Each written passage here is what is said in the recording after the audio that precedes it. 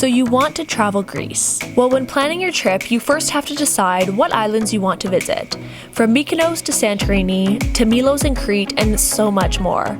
There are a ton of islands here in Greece to choose from. Also, if you guys haven't subscribed yet, make sure to do so for weekly travel vlogs. And follow me on Instagram as well to see all of the photos I take on these trips. So let's start off with going over the pros and cons of some of the main places to help you decide where you want to go. Let's start off with Santorini, since that's probably the most popular island in Greece. The pros include the amazing caldera views, unique hotels like the cave hotels that you see all over Instagram, lots of things to do from visiting Itinerary, going on boat trips, and more. You can actually check out my full Santorini travel guide for a full breakdown of all of this. The cons include that it's expensive and it's super crowded in peak season. Next up, we have Mykonos. The pros include that it is a fun island with so many spots to party. It has a ton of amazing shopping for clothes, art, and more, and there's amazing waterfront restaurants. The cons include it is very busy and loud at night due to all the partying places, and there's more tourists than locals, so if you're looking for a really authentic Greece local feel, you might not get that here. Moving on to Milos. The pros include that it's a quieter island full of places to explore, and it has one of the most unique beaches you'll ever see, known as Ko, and this is also a great place to watch Milos' stunning sunrises and sunsets. One of the cons include that you will need a car to get around here, or some mode of transportation. But do note, it doesn't take long to get to each place, it's just spread out a little bit, but you can check out my full guide for what I suggest to do on Milos down below. So next up we have Crete.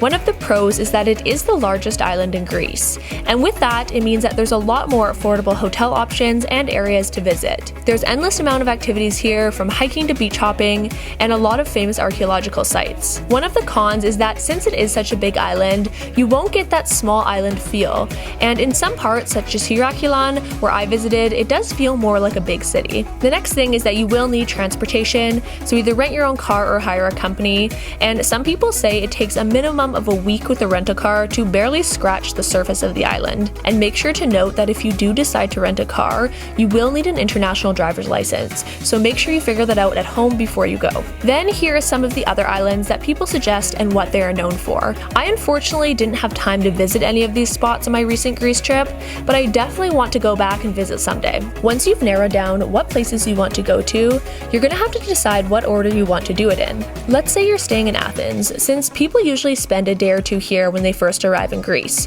to see all the history that lies here. Now, Greece definitely takes some planning, since there are a lot of different routes you can take depending on what islands you want to visit. Here are some of the common routes as suggested by other travelers. As you can see, there are a lot of different routes you can take, and you can do these in reverse order as well. Another good tip, if you do feel overwhelmed and just want the trip planned for you, is to follow a group tour itinerary that you can find online. I will leave some in the description below. As for how long you should spend in each place, let's say you have 2 weeks. I'd suggest spending 2 to 3 days in each spot. Then larger places like Crete, you really could spend a long time there, as I had mentioned before.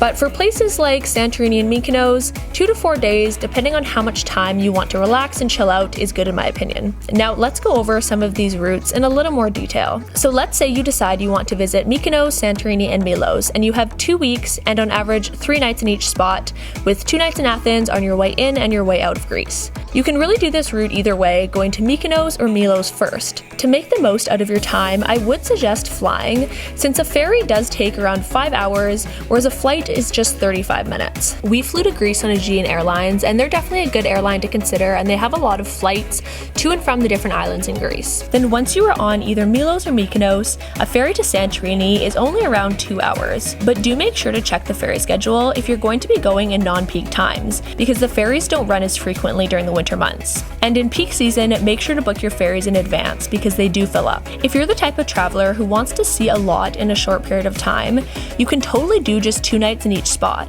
and in 2 weeks hit Athens, Mykonos, Naxos, Ios, Santorini, and Milos. With a route like this, some of your ferry rides will be super short, with Mykonos to Naxos only taking 30 minutes on a high-speed ferry, and Naxos to Ios taking an hour. Then once you arrive in your last island, either Milos or Mykonos, you can take a flight back to Athens and then then home. If you guys want more details on what to do on some of the islands and how much hotels cost and the best way to get around, you can check out some of my other vlogs where I made full complete travel guides on Santorini, Mykonos, Milos, and Crete. Alright guys, so that is it for my guide to traveling Greece. This is honestly such a fun and beautiful place to travel, so I highly recommend it. And of course, don't forget to follow me on Instagram to see all of the photos I took while I was in Greece, and you can subscribe as well and turn on the bell notifications to get notified for brand new videos. And I hope you guys have a wonderful rest of your day, and I will see you guys in my next video.